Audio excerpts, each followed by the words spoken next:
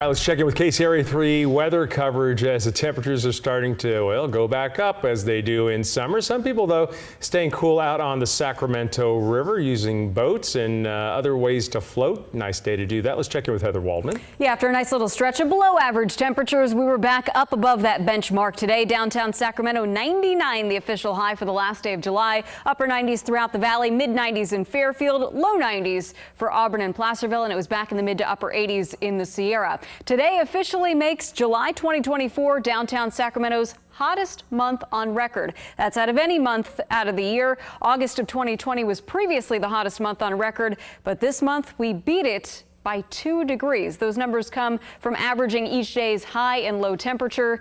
We had 21 days with a high of at least 100 degrees this month in downtown Sacramento. We do have more triple digits coming. That'll be starting tomorrow as an area of high pressure moves farther to the west, expands a bit. The heat underneath it expands to the west as well. It will back off some by the time we get to the end of this weekend, but Saturday in particular is looking pretty hot with highs around 104 in Sacramento, near the triple digits into the foothills. And notice even as we go into next week, we're not under the peak of this heat, but we're right on the edge. It will certainly still be close enough to see triple digit temperatures.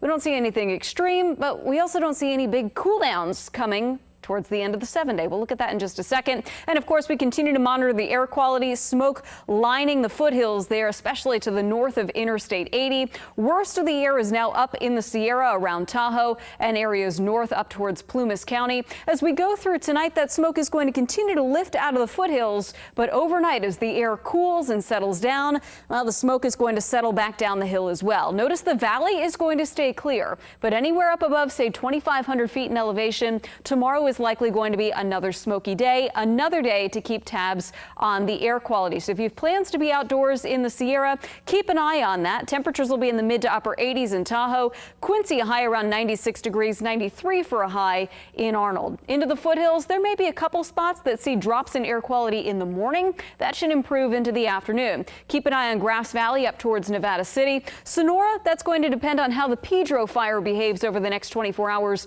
There was smoke to the south there earlier today. Placerville, Auburn should be in good shape. It will be a hot day, though, with highs in the mid to upper 90s. At the coast, we'll still have the onshore breeze. A lot of cloud cover here, especially around San Francisco. That'll keep temperatures in the 60s, but it's back into the mid 90s for Fairfield with a much weaker delta breeze.